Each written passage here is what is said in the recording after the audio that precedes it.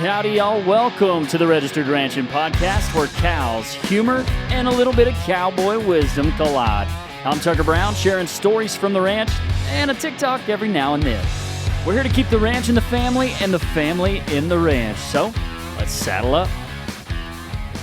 Episode 55. We're running through them, Michael Scott. Episode 55, That's Tucker right. Brown. Michael Scott Stevens here behind the mics with you today on a beautiful November afternoon, which you thought was a little chilly. A little. It was. I was freezing my butt off this morning. The old 37 degrees got a hold of Michael today. Oh yeah, I was wearing a beanie and all. I was standing in front of the fire, so Yeah. I don't have We were too much room for rotating talking. like the Circle K hot dogs. You see? Yeah, the I gas was. station hot I dogs? was. Yeah, I do that in front of that little fire there in the saddle house. Yeah. Oh man, yeah. At the ranch today, we are. We're closing in on new cooperator bulls coming in. We've already had a few come in, and then interns are on their last 3 weeks. Less than 3 weeks. Less. Yeah, unfortunately. Dang, that's wild. New ones come in beginning of next year. Heifers are going to start calving in January. A lot of new is on the way. But I do want to welcome to the Registered Ranching Podcast, Alex Thompson. Welcome to the podcast. Thank you so much for having me. All the way from Southwest Colorado. Yes, sir. Dang, you flew in, right? I flew, luckily, Montrose to DFW. Man. And then a quick drive here. Yeah, the quick drive, the old 2.5, 3 hour drive. Everybody quick. comes to Throckmorton, the big city. First time to Throckmorton? Yes, sir. Yeah, I figured so. Yeah, you're welcome. What a place, right? It's beautiful. I love it. You're right here in the middle of downtown. And Mitchell's Saddle Shop, which we love, by the way. We could really use one of these in Norwood. Yeah, when he started talking about all the things, this is a brand new store, hadn't been open for a year. So Oh, no way. He's a saddle maker, incredible, Robert Mitchell, incredible saddle maker. But he started this store around it. He started talking about the things he would have, and I was like, oh, some ropes, and yeah, heck yeah, I'll be able to get my ropes and saddle pads, and then now you can get anything. There is so much in there. And the Dots pretzels in there, come on. The new art room, too. Yeah. That looked pretty cool. I saw it for the first time today, too. New art room. They got Dots pretzels in here? Yeah, dude, you need to look around a little bit. Oh no. I'm gonna have to go grab me a bag after this. Yeah. I unfortunately do that. As I'm walking by, they're like calling my name. Yeah. But they're not bad. Alex, tell us about you. Well, I am, like you said, from Norwood, Colorado. I am married to a fifth-generation rancher there. And then my full-time job that is really a side gig from the ranch is that I also work for Ambrooke in our product ops team. So essentially, I help customers get set up and have success on the platform. Yeah, and I forgot to mention today's episode brought to you by Ambrooke. And we're going to get into a lot of that later on in the podcast, but married into a fifth-generation ranch. Yes, sir. Yep. And so your background, did you grow up in it? Did you not? This is going to be a little shocking. I actually grew up in Rhode Island. Yeah? So after college, I didn't really know what I wanted to do. Moved out to Colorado, brought some horses with me. I'd had horses my whole life. And So not new to agriculture. not at all. Met my farrier, who I then married. Oh. Really helpful when you have a horse with navicular to marry the farrier. Yeah. So that was Save you definitely some money. helpful. And that sort of brought me into cows and cattle and livestock and all those fun things. Awesome. Fifth generation ranch. I mean, there's not a whole lot of that across the country. I mean, that's pretty special to be a part of. No, sir. Snyder Ranches is, I think, a year off becoming a centennial ranch. Wow. That is awesome. It is really, really cool. That is awesome. And they've been there in Southwest Colorado for Yes, sir. Colorado. Should I say Colorado? Colorado. Colorado. Is that how it's okay? Catch some Think heat hard for that A. one. Okay, the hard A on Colorado. Southwest. I hadn't spent much time in Southwest Colorado. So we Rad. are like an hour from Utah and an hour from New Mexico. I don't think I've been on the other side of the mountains. It's pretty cool. I don't think I have. You'll have to come visit at some point. I know. Now I will. So an hour, say it again, an hour from Utah. An hour from Utah, an hour and a half from New Mexico. I'll be dang. So with that, Are you on that side of the mountains? Would that be a wetter side? No, unfortunately not. We are typically the drier side, so we are the Really? very, very end of the San Juan Mountains. Okay. I think technically we're high desert, Yeah, that would be a little different than here. just a little bit, Yeah. just a little- tiny bit. So, Mary, whenever you married in to the family, did you go to work for the family? Not completely. I've always had another job, but really, really quickly when I met Talon, liked to be horseback, Yeah. liked to go help, got really into sort of genetics pretty quickly. Oh, yeah. So I was super excited about that and spent as much time helping out as I could. Was there seed stock on that side, or was it more on the commercial side? So this is a little funny. There are Snyder Ranches has two entities in Norwood, two brothers, Mex, who is Talon's great uncle, who runs sort of the cow side. Okay. And then Talon's grandfather, Terry, who passed away, who ran the sheep side. So Talon obviously grew up more on the sheep side, but always, I think, preferred the cattle side. Sure. So 10 degrees of separation. Mex's grandson has seed stock. They sell bulls, mostly limb and limb flex. So that's sort of how I got introduced to it. And we spend a lot of time with Lo and Reagan and help out, and was able to help with the bull sale a lot and fun stuff like that. So Yeah. that's how I got interested. Okay. Limb and limb flex. Both of the limb flex would be an Angus limousine cross. Yes, sir. I haven't seen many of those.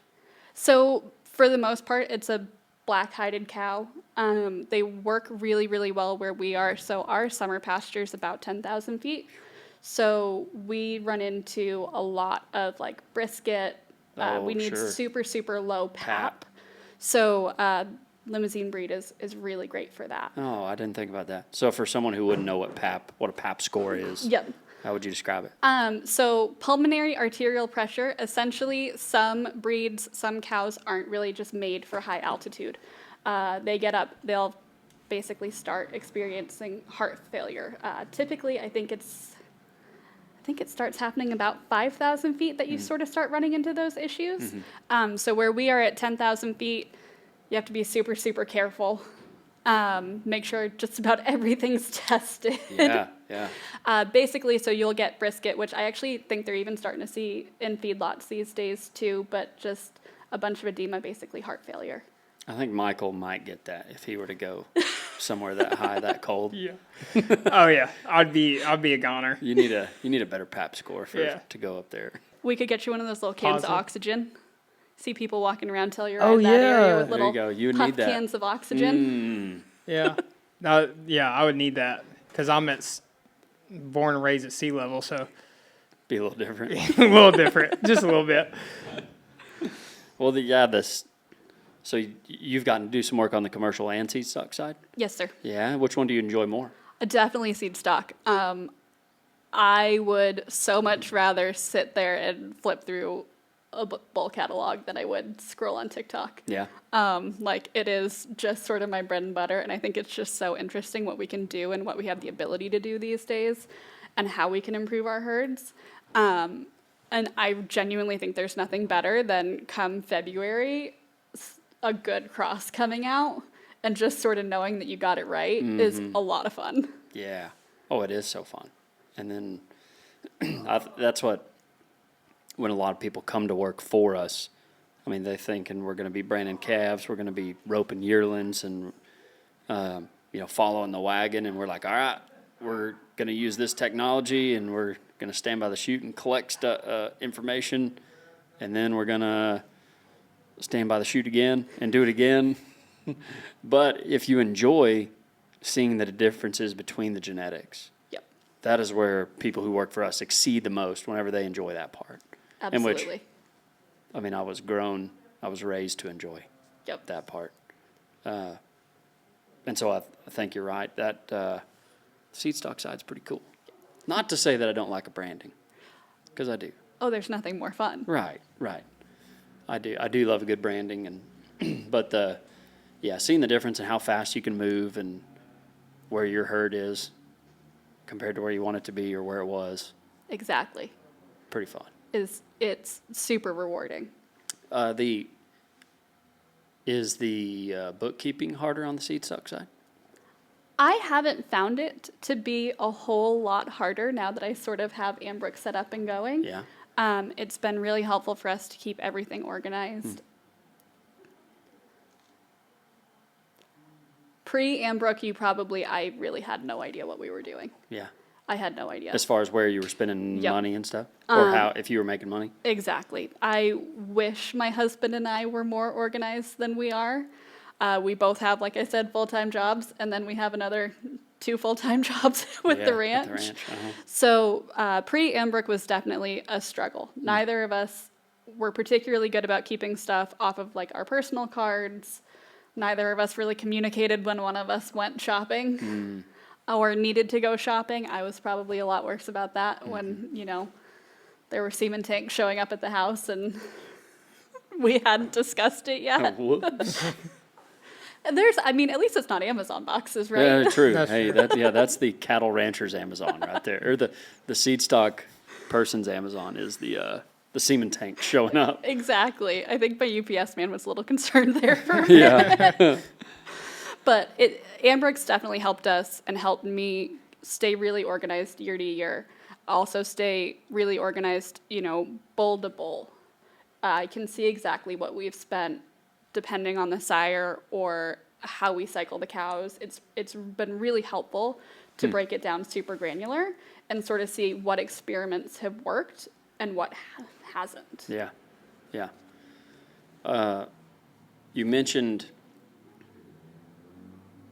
we're gonna. I like what you said there, like your experiments, and I wish more people would do some experiments. But I want to go back to you kind of mentioned it before the podcast. One of the things you and your husband did is now you're on your own. Yes. Can we talk about that? Yep.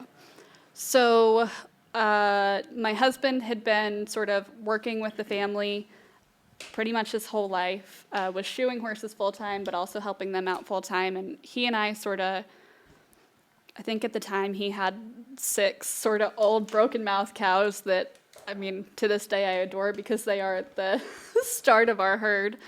But he had his 6 cows and mostly was working for the ranch. And we sort of started talking about different things that we wanted to try and different things that we had, whether it was we'd seen it on social media or we'd talked to somebody who had had good success. And we also, like I said, wanted to kind of get more to the seed stock side. Mm-hmm.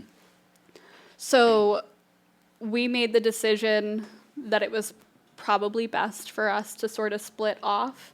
We had to sort of change our calving schedule, some of our vaccination protocols. Heat sinking is no small feat when you're running with other people. So we decided to sort of split off, kind of borrowed some more to get going, found some relatively inexpensive leases that we made work. And we've sort of slowly been able to like piecemeal it together since. Yeah. Bought some more land of our own. Every calf check goes to a new piece of equipment. Nice. Sort of decisions, but there are definitely days where I think we both feel like, we bit off a lot. And maybe this is more than we can chew, but 90% of the time, we're both super happy with the decision that we made. Yeah. And it's really allowed us to grow our herd the way we wanted to. I'm coming from a family ranch, I think, and some other family, our generation of people going back to a family place maybe can feel stuck in a rut sometimes. And was there any of that feeling? Definitely. I think there was there can be some frustration, definitely, where, you're talking to people who are, again, running these experiments and they're going well, and you're looking at sort of what you can do to do things maybe, I don't want to say better, but maybe different. Mm-hmm. When I went to AI school, our instructor told us, the 6 most expensive words in ranching are, we've always done it this way. Yeah. So that's really kind of what kicked off this whole thing for both of us. So that's what we really wanted to change. We wanted to try some different things. We, you take calves to the sale barn every year, and we were always kind of middle of the sale. And it was always kind of looking at other people and like, what are they doing? And how do we do this better? I want to be the top seller. Like, I'm a competitive person by nature. I want to be the top seller. I want people to be impressed with our cattle. So that sort of really is what spurred it on. Wow, we got a hot rod. Motorcycle gang just rolled into town. Gosh, man. You mentioned you were running your cattle with others. Was that within the family? Yes, sir. Yep. But I didn't know if that was like a public lands So thing or. nope. For us, it was on public. The family has some really, really great leases, but just running with the family, they were calving, March to June. So, we really wanted to start calving like February 15th. There were just some things that our cows being mixed in with those cows just sort of wasn't going to work for what we were hoping to do. Yeah, that and could what cause we were some looking to do. breeding issues. Yep. Trouble, frustrations. Frustrations. Yeah. We were definitely, and I will say that we went into it very idealistically. So there's plenty of things that we said we were going to do because, this is the best way to do it. Yeah. That now that it's us on our own, we're like, okay, that was not the right way. That was not the right way, or that's actually a lot harder than we thought it was going to be. Yeah. So there's plenty of things that, we had all these grand ideas of how great we were going to be at this. There were plenty of times we were wrong. And there's a reason the family did it that way. Sure. And we learned it quickly. But at the same time, I think there's plenty of other things that we've tried that we're really excited about and has sort of helped us grow the way we wanted to. Yeah, that's neat. Our family did a similar thing in 2013 with my granddad passing down to my dad and his 3 siblings. Rather than everyone staying together, we actually split it because everybody had those different ideas. And was that the best way? I don't know, but it was a good way for us. Yep. For our family. And it can get tough, family trees aren't, luckily it's not a family pole, it's a family tree. Yeah. So, you get down there in generations and it gets bigger and bigger and there's more opinions and more thoughts and it can just be kind of tough. Sometimes I feel like you're spending more time at family meetings than you are moving anything forward. Sure. Yeah. And I remember watching my dad go to all those meetings when they were trying to figure out what to do next. Do we keep it all together? Who's the boss? Who's the boss of this? Is there one boss? And now that I'm being, not that I'm old and wise, but now that I'm older enough to understand, I could see how that was just really difficult. Yep. Working with families easy, right? Right. Right. Hey, but I feel like, a lot of times the things that make, so one of the rules for the Brown family is that when you come home, you have to bring a business plan with you, to grow the ranch, to be able to feed another family. And so we have to bring in some P&Ls, some profit losses, some estimation of how much we'll make, like how long will it take to pay for itself, things like that. And so is Ambrooke something that you use to be able to test those experiences? Or Absolutely. Not experiences. What was the word I'm looking for? Experiments, thank you. Absolutely. It's really given us all of the data in the world to mess around with those decisions. So through different types of tagging that we have in Ambrooke, you can break it down. So project tags are a tag that I use a lot. So like I said, whether that's seeing exactly how much we spent, I go and pick a bull that we're going to AI with, see how much we spent on him and the cows that we AI'd to him, and then see how that calf crop did compared to another bull. Another really helpful thing for Talon and I is that we have a lot of really old equipment. We lovingly refer to our swather as the kill swather. Oh, yeah. I don't know why, but I think It's a Heston. I think it's 1971. Wow. She runs like a top now. At one point, she had to become her own project in Ambrooke because I had to kind of say to Talon, like, okay, I know we are both sort of emotionally attached because it was the first piece of equipment we got, and we got given it when we first split off on our own. But at some point, she might be costing us too much. We might need to look at making a payment on a new swather with, air conditioning and a door. I lost that battle. Come to find out, we were not spending as much as I thought. So I have a fan and a door no door, and that's my air conditioning. But it was a good conversation for us to have of like, okay, how much have we actually spent on this? And not just sort of pulling out the big receipts that we could remember, but every time we go to the parts house, that's in Ambrooke, and we can tag it and we can see it. Wow. Yeah, that would have been helpful for me coming back and being able to use that rather than the multiple Excel spreadsheets that I used to spend it, and like I said, I am not the most organized person, and I spent more time pulling my hair out in Excel, trying to make formulas work. I'm also not an Excel person. So trying to make formulas work, trying to compare year over year, or, this vaccination protocol to last year's vaccination protocol. And I started out with the best of intentions every year, and come May, I gave up. And then come February, I was sitting there with my bank statements, highlighting everything that I thought needed to go on my Schedule F. Nice.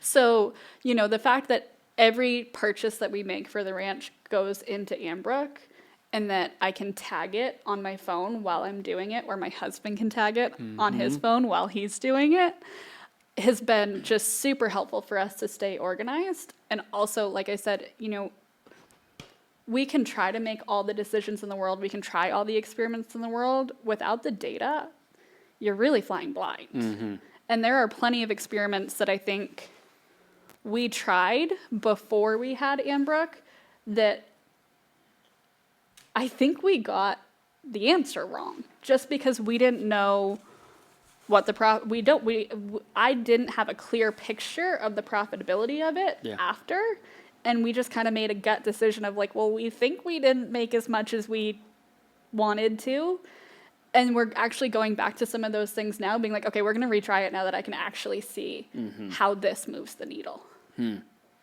Has using that changed the way, and this may be no, has using Ambrooke on your bulls and stuff changed the way that you have made breeding decisions? It has. It really has. It's sort of, like I said, I could sit there and look at EPDs forever. Yeah. And it's sort of given us the ability to say, like, okay, we might hear a lot about this on a podcast, or we might hear a lot about this on TikTok, but, like, it really didn't move the scale for us. A certain EPD. Yeah, a certain EPD didn't really move the scale for us, or it didn't really change things the way that I was hoping it would. Granted, a lot of the times,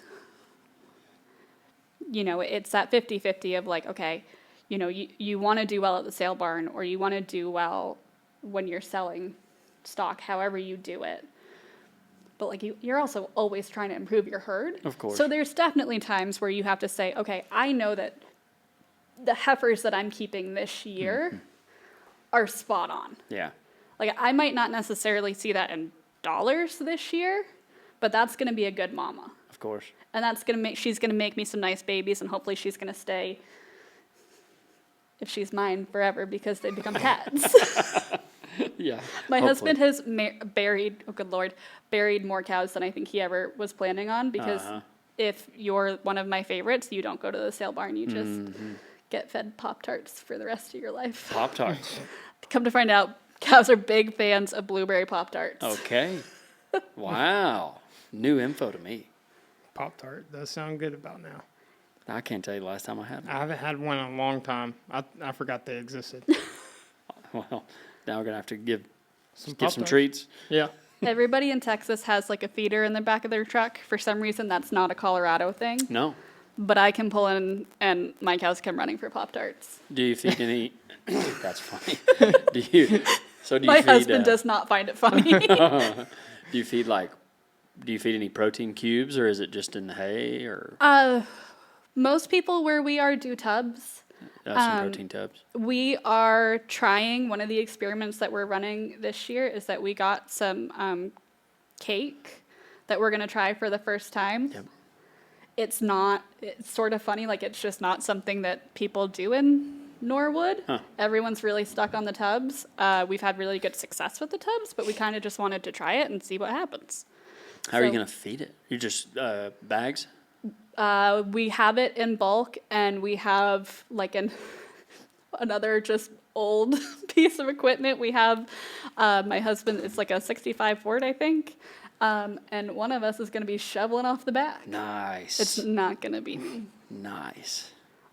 He'll probably actually be out there by himself. I'll be in the house watching and cheering him on. Yeah, with binoculars, eating a Pop-Tart, Yeah. blueberry Pop-Tart. Yep. Me and my favorite cow will be sitting in the house eating Pop-Tarts. There you go.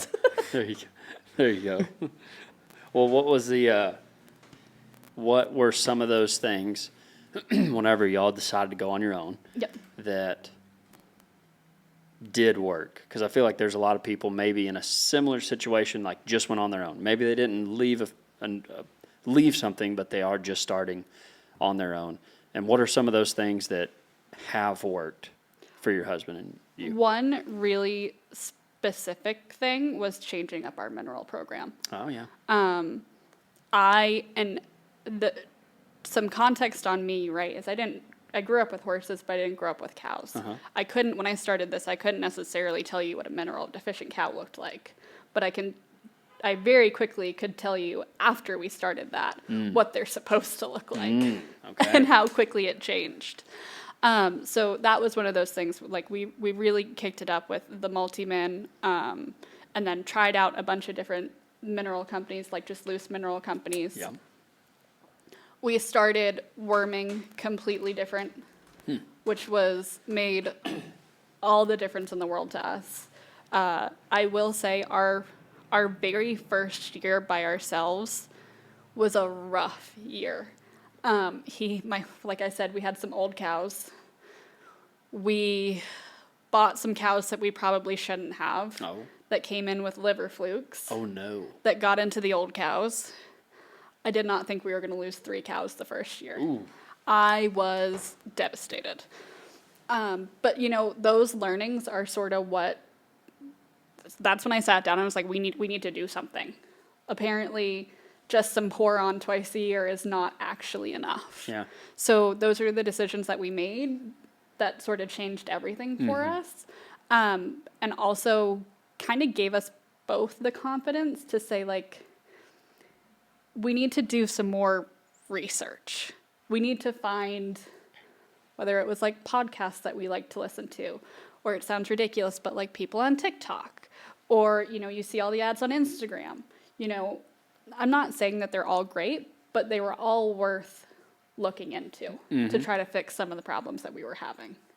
Yeah, there's a lot of information out There's- there, no matter how you get it, whether it is on socials or at a cattle convention or in one of the magazines that I haven't picked up in years, Yep. but some people still do. And, no matter where you find it. I mean, if that's good information, it's like having bad data. Like, Yep. I'd rather have no data than bad data. Yep. But give me some good information. Let me flip through the information and find the good ones. No matter where it's from, it's good. Exactly. And I think we're just in such a different time now, especially in the cattle industry, where we have so much more information than we ever had. Mm-hmm. And it's sort of, I think there's a certain amount of still trying to figure out what to do with some of that information. And there's 8 million different products that are going to change everything for you. Yeah, and of they're course. going to be the miracle that you've always needed. So I think it's our jobs as producers and as cattlemen to kind of like weed through that, use the knowledge that we do have from our families or from people that we trust, because there's a reason they've been in business as long as they have. So Yeah. there's so much value in that old knowledge, I think. But at the same time, the younger generation, I think we have a really great opportunity to say, okay, we have all of this historical knowledge and we have all of these things that have worked for hundreds of years. We also have these really, really cool tools that can help and make things better and make things easier and more efficient. And how do we marry the two? Yeah, I think that's a very good point. This takes me to one of my favorite segments of the podcast, and it's called the Bedrock Tough Question. Welcome to the Bedrock Tough Question, brought to you by Bedrock Truck Beds. The toughest truck beds there are, and that's why we use them. Get one today and find out for yourself. And now back to the Bedrock Tough Question. The Bedrock Tough Question. We have Bedrock truck beds, and obviously they're the toughest ones around. So this is why we're going to ask you, what is the toughest thing, besides a Bedrock truck bed, toughest thing about ranching on your own? Not having anybody to automatically look to when something goes wrong. There are definitely times I think that Talon and I have sort of looked at each other and said, neither of us know what the problem is. We don't understand why this is happening. We don't understand what we did wrong. And so not having that older generation there sometimes to just immediately have the answer or an answer, whether it's the right one or not, it can be really tough sometimes when it's just up to you to make the decisions, and it can be really heavy. And sometimes it definitely feels a little bit like you're on an island. I can see that. Because for a lot of what we do, the buck doesn't stop with me. It's like, well, I don't make that decision. Yep. Send that up the ladder to mom and dad. But yeah, when you look up the ladder and you're at the top, you're like, oh. When you're the top and the bottom of the ladder, Yeah. there's nowhere else for it to go, and it humbles you really quick sometimes. I can see that. I feel like there's more ranches like that today where similar to like yourself, like you're not a full-time, you're not on the ranch full-time, you're also doing something else. Yep. And you do make the final decisions, but you also scoop the manure. Yep. And I feel like there's a lot more of that today than probably, I don't know, more ever in our lifetime. How about that? I would agree. And there are days that I wish that I just had just my Ambrooke job, and then there are days that I wish I just got to be on the ranch full time, but they complement each other really, really well, and it's actually sort of a nice break from both. Each of them. Mm-hmm. Yep. So I kind of, we always talk about, eventually, hopefully one day, like we're just ranching, but we'll see what happens. And I actually really enjoy the Ambrooke stuff too. And it's been, without me working at Ambrooke, I think Talon and I would be miles behind where we are right now on the ranch. Because of the business side? Yep. Mm-hmm. Neat. Well, from what I remembered, you were very passionate about young leadership, the next generation. Let's talk about that. I am a glutton for punishment. I am on the fair board. I am on the rodeo committee, and my best friend and I recently brought back rodeo royalty in our county. Oh, okay. So you get to do all those. I get to do all the fun and things. Ambrooke. And ranching. Yes. I spend a lot of my time at meetings. I don't do nothing well. So especially this time of year when it's dark about 5 o'clock, just send me to some sort of meeting. Oh, it's terrible. It's awful. I hate this time of year. Me too. Like, why? It's the other day we were sitting outside. We had just got done cooking and eating, my wife and I, and she yawned, and I was like, it's 6:30. Yep. It's been dark for an hour. What in the world? Anyway, sorry, sidetrack. Well, Talon and I have been eating dinner at 5:30. In the summer, we don't eat till 9:30 or 10. Right now, we're eating at 5:30, and then we just stare at each other and go, okay, but like. So what's next? What now? Yeah. It's what dark. do we do? Yeah, so true. So you do all on the boards. What is your goal there? What do you like about it? My main goal, and I think having a slightly different perspective, having not grown up in ag, is just to keep kids interested in ag. And so that way, this next generation, even after us coming up, is prepared and ready, because I don't think the landscape for producers is going to get any easier. So I think the more we can do to keep them interested, keep them in and around ag, also show them that, that can be a really widespread of things. But keep them interested, keep them working in it, so that way, when it is their turn, they're not getting thrown off the deep end necessarily. Did you have a lot of that in Rhode Island growing up? Not really. I grew up doing just hunter jumper shows. Yeah. I was super lucky that my mom ran a show barn, so I was able to travel up and down the East Coast pretty much my whole life showing horses. So I think, part of the reason that I like 4-H is I like kids and competitive things. I think it's a good thing for all kids to have some competition. I think it's really great for kids for that competition to include an animal and some responsibility. It's as great as I think like soccer or football or anything is. You don't necessarily have to take care of the football 24/7. Yeah. If you're going to show horses or if you're going to do 4-H, you learn really quickly what responsibility is. And you also learn really quickly, you go to fair and for the most part, it's a direct representation of what you put into it. Mm-hmm. And that's not necessarily, things are a little different these days. That's not necessarily having to come home with a grand, because as we all know, things have gotten relatively stylized. But if you show up to fair with a good fed out animal that, walks well, and you can do well like in showmanship, or we have a county bred and fed program that I love. Bred and fed. Yes. Okay. So at our fair, we award the top bred and fed animals. They get the same thing that our Grand and Reserves get. So basically anything that was born and raised in San Miguel County. So it kind of gives a little bit of an opportunity, for kids to reach out to local producers for animals if they're not raising them themselves. Also just gives sort of an opportunity, not everybody wants to raise a club calf these days. Or, not everybody wants to go buy like a show pig. Maybe they want to have something that they have, and I think it rewards those kids who deserve just as much reward as anybody else, in my opinion. So super proud of our bred and fed program and how that kind of brings it down to the roots. You'll see a lot more animals sort of like herd, probably the nicest steer they had that year that came out of the family's herd, but it came out of the family's herd, which is something to be super proud of. Of course.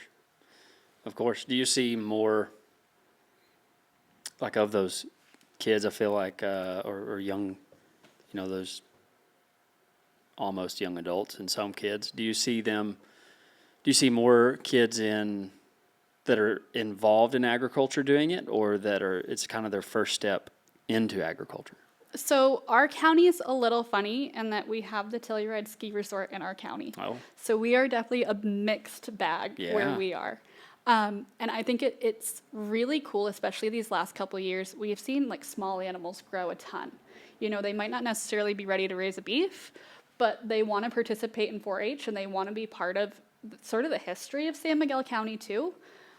So, they're doing rabbits or chickens, things like that, which are just really great projects to start with and a really good sort of diving board towards, doing a pig or a lamb or a beef project. So it's really exciting to kind of see that mix in San Miguel County that we have right now, that we have, families who have never done 4-H, had no animal background, no livestock background. But, they saw something at school, they went to the fair, they saw it, and these kids really want to get involved and do it and learn about raising an animal and raising a project and eventually feeding the community. Yeah, of course. What is your favorite part of helping out with it? I think that my favorite part is definitely seeing the kids have success at fair. Definitely getting to the end of the year and just seeing all the hard work. You always talk to these kids, and they're not going on summer break, and they're not going on spring break, right? Because there's animals at home, and Get your mic. it's You can move it around too if you need to move a the mic. lot of work. So it's super exciting for me to see them come there, have that success. I also think it's really exciting for me. You talk to these kids who do 4-H, and they're responsible kids, and they're hardworking kids. And, it's one of the toughest parts, but Saturday after the sale, there's not a dry eye in that barn, and it's... From the market animals selling. It's really great to see how much these kids care and are willing to do that because they understand how important being part of the food chain is. Yeah. So your favorite part is not cleaning up after it? No. Typically by the end of fair, I am ready to be done of course. with fair for about 6 months. Yeah. Yeah, I can see that. But just like anything else, you say 6 months and the fair is how many days? 10. 10 days, wow. Yep.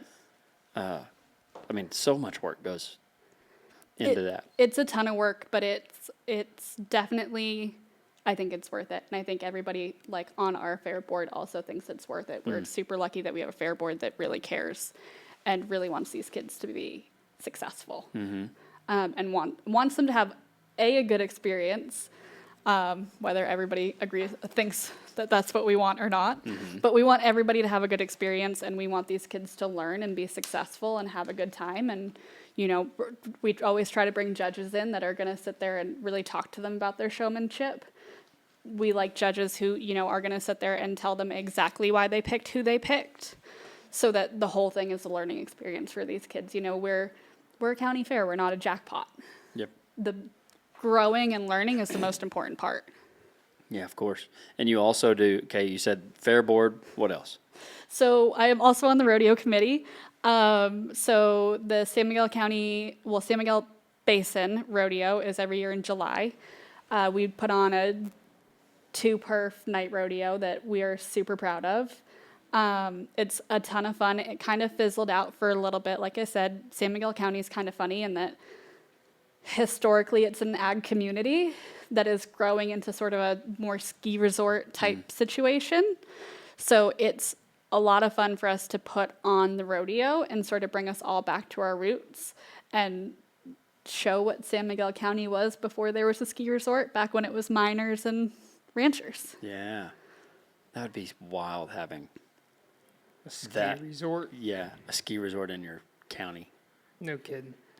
That would be so new to so new. We have an AI database going in 60 miles from here. Oh, wow. And all of the work, it has changed Throckmorton because there are no the workers who are coming in to build it are having to live out here because it's some of the closest places. Yep. And so and that's temporary, but I could imagine a ski resort, winter being a little more full. Would that be right? For the most part, I think Telluride's kind of turning into a year-round destination, but we're definitely seeing that where areas that were historically ranch land in and around Norwood and in San Miguel County are now getting subdivided for employee housing, or just regular sort of family overflow housing from Telluride. So there's some people like me who were probably maybe holding on a little too tight, but we're definitely trying to hold on to what Norwood is and was, and the history of San Miguel County and what sort of brought everybody there to start with. Mm-hmm. Is there anything on the youth side in that rodeo that y'all do? Absolutely. So we put on, and I could be wrong about this, so don't quote me, but I do believe it is the biggest one-day youth rodeo in the state. Flex. That's awesome. I might be lying about that. Definitely on the western slope, I think. I'll believe you. But we put on, at least the feedback that we get is one heck of a junior rodeo. Yeah. So the Friday all day pretty much, starting at 8 a.m., we are running a junior rodeo, and then we start the real rodeo at 7 o'clock. But it is, I think everybody who's on the rodeo committee, we probably talk more about the junior rodeo in our meetings than we do the actual rodeo because we all love it. I Yeah. mean, it's a lot of fun. It's really great to see those kids. It's really cool to see the kids who junior rodeo and then stay for the night too. Oh, yeah. That's always a really good time. And we get super excited for them. So, yeah, we put on one heck of a junior rodeo. And then you said something royalty. Yes, my best friend Courtney and I were sitting around the dinner table 2 years ago and decided that royalty needed to come back, which has been another... It wasn't the easiest thing to get started again. But again, it's just one of those things that is very traditionally Western, very traditional to Norwood. You can't talk to most of the people who ranch in Norwood, and one of their daughters was a queen at some point. So we weren't entirely sure why we got away from it sort of as a rodeo, but we decided to bring it back, and it's been so much fun. It's been really fun to work with the girls and watch them talk. They do interviews we have like a local newspaper, local radio station, and listen to them talk about why it's important to them and what rodeo means to them as this sort of younger generation. I mean, our princess, I think she was 11, and seeing how good and how articulate she was at explaining, why she was excited to be the princess and why she likes rodeo and what she wants to do was so cool. It was really great to watch her do it. Mm-hmm. That's neat. And I do think I feel like maybe our generation is stepping into as we're starting to have families or get married and think about having families, it's our turn to start stepping onto those boards like you have. Yep. So props to you, already on 3 boards, or 2.5, I don't know what you want to call it. I told my husband I'm doing it before we have kids. So that way, when we do have kids, I've done my time. Then you can just enjoy it. Then I'm not part of the decision making when we do have kids. Yeah. So I'm putting my time in early. There you go. You hear that, Mike? Yeah. He just had a first date the other day. Ooh, how'd it go? Pretty good.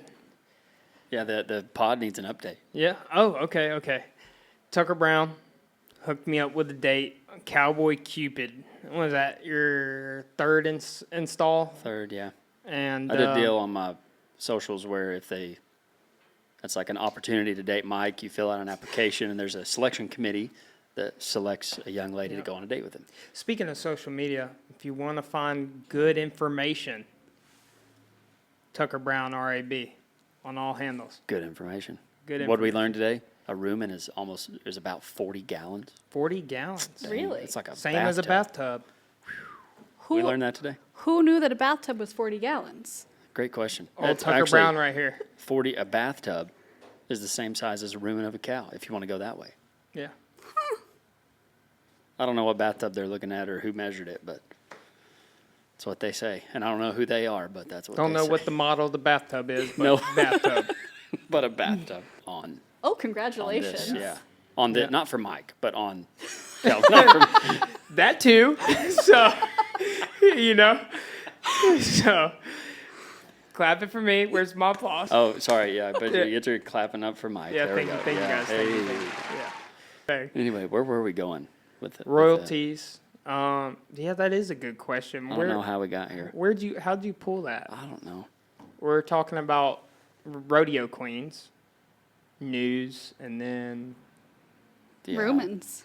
I just yeah. ruined that one. Yeah, Yeah. sorry. Anyway, rabbit hole. Oh, kids. Kids. Yeah, being on. Anyway, She's 21, so she's just not a wanna kid. Throw it out there. Because we were talking about rodeo queens, 11-year-old in the news, and then Tucker Brown wants to talk about my date. No, I was talking about you getting involved before you have kids is where I was going. Oh, okay. Well, I'm jealous of all the. I wish there were more opportunities like that for high school, junior high, college folks, because I feel like they're looking for that now, maybe more than in our lifetime. Definitely. And I think there's a lot of people who have probably been ag adjacent their whole life. Ooh, good who word. are looking Ag adjacent. looking for a way to get in and get in sort of deeper. And it's not necessarily, I think as we all know, not necessarily the easiest thing to start out in, even if you are somewhat ag adjacent. So I think a lot of these programs have been really helpful to kind of bring people into the fold and give them that experience that they would need to then go apply to a job that would be ag related. Yeah. I'm jealous of that. I just got involved on the Texas Southwestern Cattle Raisers, so like our Colorado Cattlemen's. Yep. I mean, we just started a committee to build like a stepping stones for high school students for leadership opportunities to be able to be involved with the state association. And like, why wasn't that done 20 years ago? Yep. I might be hitting you up for some advice and Yeah, some do it. things moving forward. Do it. Colorado Cattlemen's. Yeah. Listen up. Yeah, I don't know why it wasn't done 20 years ago, but there are more doing it now than I ever remember anyway. Definitely. And I totally agree. And I think the more we can do to give them those stepping stones and also the information, you know, one of those things that has also been hard, I think, for people coming in, or whether it's maybe you grew up on the ranch but weren't super involved, or, you know, you're a cousin, you're sort of, again, adjacent, not necessarily super in the middle of it, is kind of explaining what the bottom line is to them. And in the past, we haven't really had a way to, or I felt like there wasn't necessarily a great way to show that, where something sort of like Ambrooke can help you say, like, here's where we are, here's what we've done, here's where we want to go. And that gives you the basis for a really strong conversation. With data. With data. Exactly. So where do you think Ambrooke is the most helpful to a ranch or small business? Truly, honestly, it would be hard for me to pick one.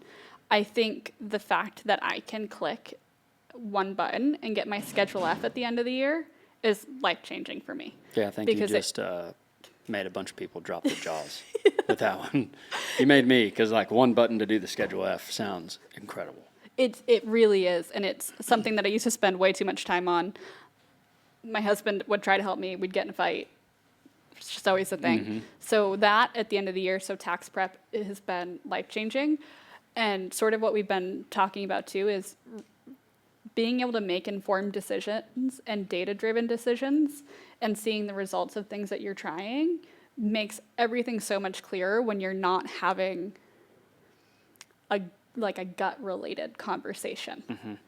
I think just for my husband and I, there were definitely things that we tried that one of us felt more strongly about and we were pretty sure was going to work. And when you don't have the data in front of you, you're going to push a little harder for what you thought was a good idea. Yeah. Now that we have the data in front of us, it's cut and dry. There's no emotion. There's no emotion. Yeah, I like that. So Especially now- with family. Yep. Now the only emotion we have is like when we're working cows together. Or negative cow emotion is when we're working cows together. Yeah. The only, I like, to put only the negative, yeah. But we're no longer sort of picking apart each other's experiments. We can sit down with a piece of paper or with my computer and say, okay, this worked and this didn't. So here's where we are. And that's just made everything so much easier. And it's also the other thing that Ambrooke's been really helpful for us about is kind of starting out, you know, there's probably more loans than I would like to admit. It's been a really great place, you know, if you went and looked at my checking account right now, you would be concerned. I know I own a lot of cows and I own a decent amount of land and I have a decent house, but you know, that doesn't show up in my checking account. That doesn't show up on most accounting platforms. So that's what I need to take to the bank, or that's what I need to take to my lender or my financial advisor and say, I'm not actually as poor as I look. Yeah. You know, The asset's the asset's really important. So having your balance sheet in Ambrooke where you can, again, As long as everything's sort of up to date, which is really easy to keep everything up to date, you can print that out and take that to your lender same day Nice. and say, here's where I am. Again, my checking account might not look great, but that's not the whole picture. And I think for most producers, the checking account isn't the whole picture. Right, right. As an industry, you know, in very general terms, being more of a cash poor, asset rich business, Yep. that that can make it difficult to make that banker or loan manager understand that. Exactly. But with a button, you One can get them button. to understand it. Exactly. And it's also just been really nice, whether that's to take to your banker or again for Talon and I just to have conversations about so that we're both on the same page when we're, you know, come January where we have a month of time and we start talking about projects or fencing projects or the arena that I really want him to build me. We can have honest conversations about where we are and what actually makes sense, rather than me just kind of getting on my soapbox and telling him that Right. an arena is a really good idea and somehow we're going to make money back on it. Of course it's going to make money, yeah. But what I hear you saying is that Ambrooke will save marriages? Is that what? Yes, Is that what you guaranteed. said? Guaranteed. Maybe. Wow, that's good. But for real, it actually could save families Yes. and marriages if you fight that much about your money. But that is a huge contention point Yep. in family ranching and ranching in general. Yep. And one of the sort of interesting things is we still have a really good relationship with Talon's family and with Snyder Ranches. And they're currently having sort of the conversation of like, what does this look like? There's 12 grandchildren that are the next generation. And so they're sort of having the conversation of what does this look like? And it is shocking how important having the numbers is Yeah. to those conversations. Of course. And I think a lot of people, you try to have those conversations, and until you can say this is what it is, black and white, it's an impossible conversation to have. Because you can't, I am coming from the younger generation, so a lot of people might disagree with this, but it's really hard to look at it and say, okay, I'm going to commit my life to this, but I don't know what it looks like. Oh, yeah. So true. So that's a great point. I've never thought of it that way. It's like, do you want this? And you're like, well, what is it? What is it? And I think, 99% of us want it because we love the life and we want to go cowboy, right? Yeah. I mean, there's nothing more romantic or more fun than trotting Right. through your cows, right? Right by a skier. Same slope. Yeah. But at the same time, it can be a kind of a scary decision to sit there and say, okay, but what is it? Mm-hmm. What does this look like? And what is, especially like I said, now that, generations, families are bigger than they were a while ago. Mm-hmm. How does this work with all of us? What does this look like with all of us? Mm-hmm. Yeah. Why do you think, what's the right way to ask this? In ranching or farming, it's like having help like Ambrooke can provide is too new, or like the technology is hard to understand and that prevents people from doing that. I think, truthfully, people have probably tried a couple different ways, and it wasn't designed for ranching or farming. So where Ambrooke is, right, we are a team with farmers and ranchers on the team. We speak your language. Yeah. You take it to some other sort of accounting softwares or spreadsheet setups, and it doesn't understand how our businesses work. It doesn't spit out a Schedule F for you. Mm-hmm. It might have a chart of accounts, but they're not considering feed its own chart of account.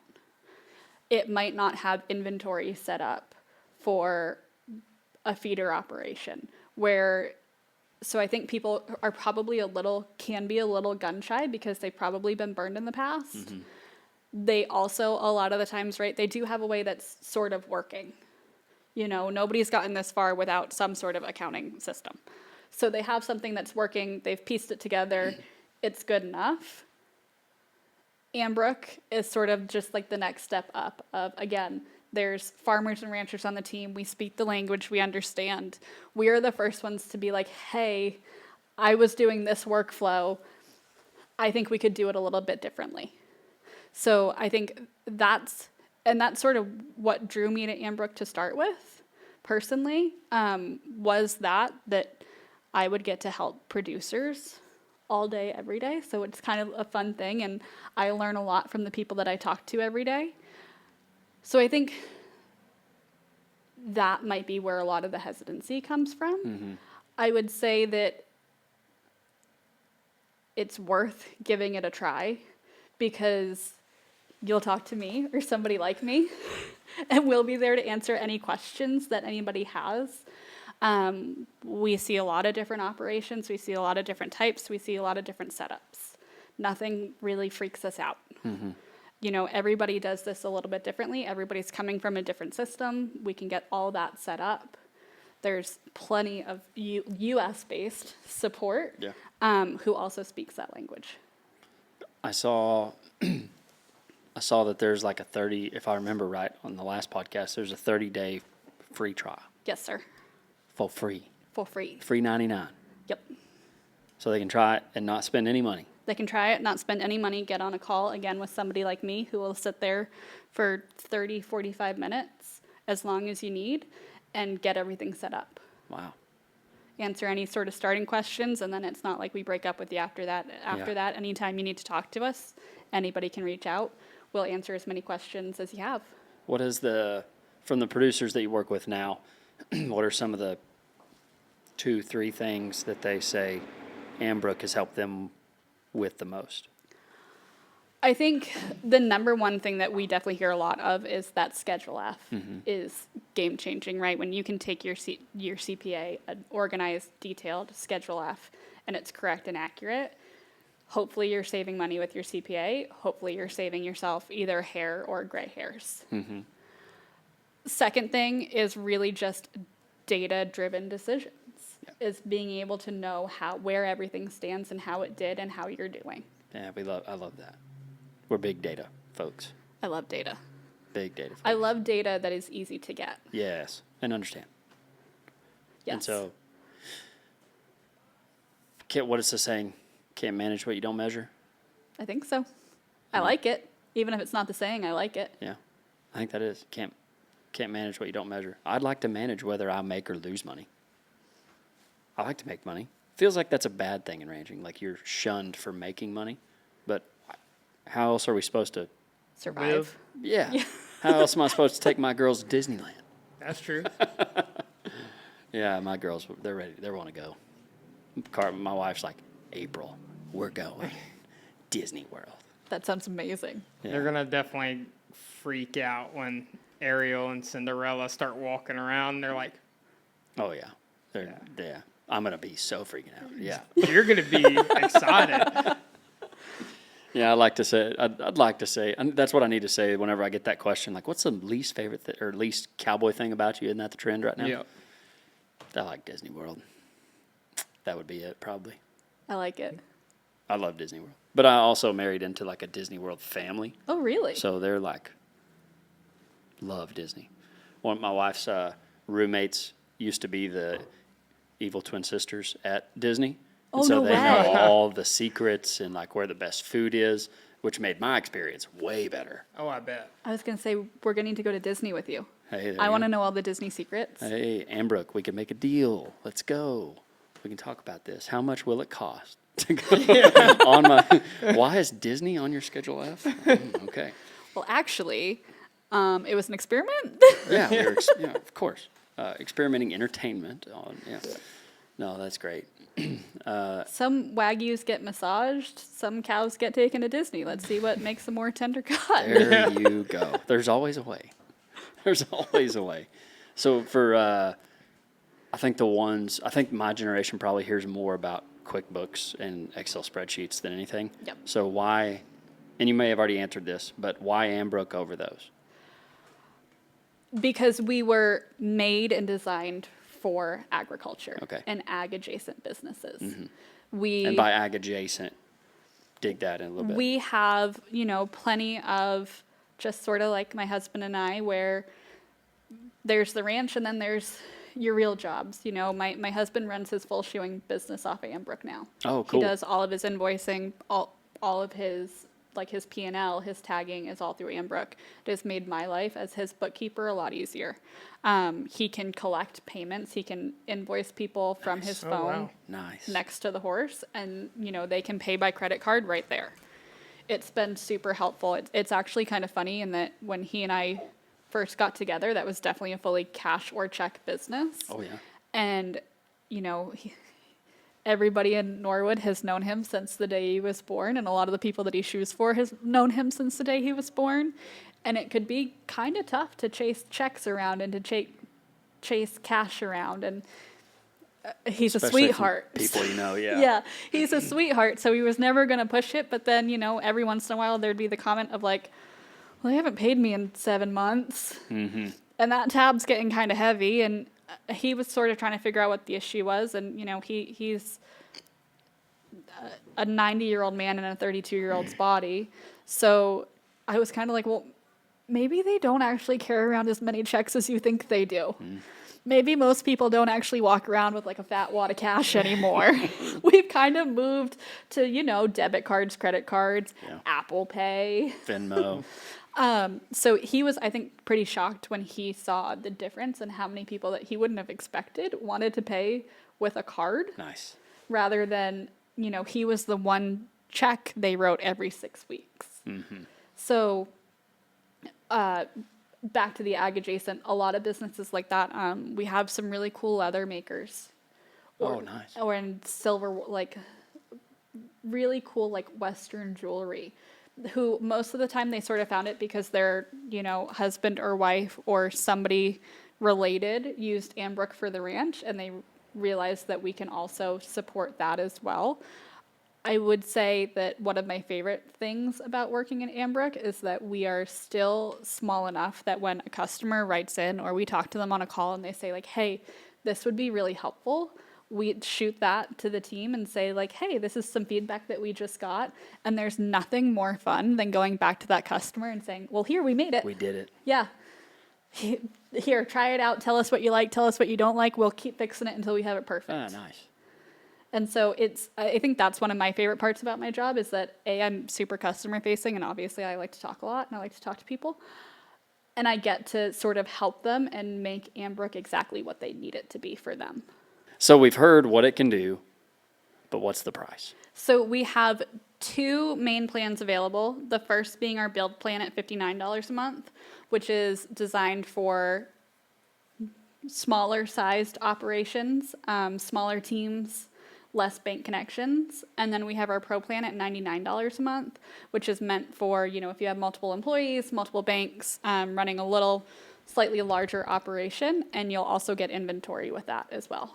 I mean, I think there's a lot of people who would pay that just to get a Schedule F, let Yeah. alone everything else that comes with it. Definitely. And like you said, your first 30 days are free. For free. For free. That's $0. That's pretty good in this economy. It is. Pretty good for free. What else do we need to know about Ambrooke or Alex? Good Lord, there's a lot to know. Probably a lot of things you don't want to know. But definitely, I would say we're at a really great time in the year to start to try Ambrooke, right? So theoretically, you might be relatively caught up with your book work for 2025 with 1 month left, hopefully. Fingers crossed. So, you know, it's a really great time to sort of try it, see what you think about it, run it next to your existing bookkeeping program for the rest of the year. Reach out to us, ask us as many questions as you have, do the whole thing. Or if you are in the other boat and you are worried about 2025, it is also a really good time to reach out to us, say, hey, I'm behind and I need help. We can help. Yeah. And we will help. And we'll help. There you go. Ambrooke. What is the best way for them to ask questions, or is it just through the website, or is it to you, or? Ambrooke.com is going to be the quickest way to get any questions answered. Yeah. We have people online pretty much like 9 a.m. to 9 p.m. Eastern every day to get questions answered super quickly. If you So want, not just 9 to 5. not just 9 to 5. Handy. I know, right? Well, because we all have other jobs, right? Of course. Who's doing their bookkeeping at noon? I'm not doing that on my lunch break. Nope. So reach out to us on the website. My email is super simple. It's just alex@ambrooke.com. So if you want to ask me any questions, Easy. welcome. Yeah. But definitely the website has a lot of really, really helpful information, some really great case studies so you can kind of compare your operation to other operations on Ambrooke and sort of see what it'll look like. Oh. But also always keeping in the back of everybody's mind that it is a very customizable experience and we can set it up however it needs to work for your operation. That's a pretty good sales pitch. It's kind of actually setting up interesting operations is one of my favorite things to do. Is it? It's kind of a fun little puzzle. twist. Yeah. Uh-huh. I can see that. Well, as we wrap it up, I would love to hear your favorite life advice or Bible verse. I'm going to stick with what I already said, that the most expensive words in ranching are we've always done it this way. It's very true. That it really changed our life. Yeah. And I think it changed our life for the better. We almost missed, or we did miss. You said y'all were on socials, and that was something that y'all didn't do until y'all were by yourself for the ranch. Is that right? A little bit, not as much as we would like to. Uh-huh. That's sort of like a back burner. Yeah. Yeah. One day. It's That's a tough. one day. It's tough to do everything, isn't it? Exactly. It is. It is. Well, say it again. The most expensive words in ranching are we've always done it this way. Write it down, Mike. Put it on your mirror. Get involved before you have kids. Yes, very Lots important. of notes here for you. Yeah. Then when there's Life issues, advice. Lots you're of life. not, it's not your kid that you're, like, nobody's accusing you of trying to do stuff on Fairboard for your kids. You're like, no, I'm an independent party here. That's right. Mm-hmm. There it is. Well, Alex, thanks so much for joining us. Thank you guys so much for having me. This was so much fun. Came all the way from Southwest Colorado just for this Yes. in the huge town of Throckmorton. Just for Tucker Brown. Can you believe it? Can you believe it? Came all the way here just to see Tucker. It was worth it. I'm blushing. It's kind of a big deal. Yeah, whatever. Well, hey, go try Ambrooke for free for 30 days. Set yourself up right here at the end of the year, like you said. Get your schedule left with one click of a button at the end of the year. If If that didn't sell it to you, I don't know what will. If you got any questions, it's alex@ambrook. .com. All right. Alex@ambrook.com. There we go. Well, we're going to have to get you some registered ranching gear, if you would like some. Oh my God, yes. Get you a cap, something like that. Deal. You've been listening to the Registered Ranchin' Podcast. Thank you, Alex. And thank you, Ambrooke. This podcast brought to you by them, ambrook.com. Use it for free for 30 days. Schedule left with a click of a button. And get the emotion out of the conversation. Gosh. Thanks for tuning in, Michael Scott. Until next time, brother. Stay classy. Stay classy. ranch on. Yeah, don't forget, folks, we love you. God bless. You stay classy and ranch on 'em.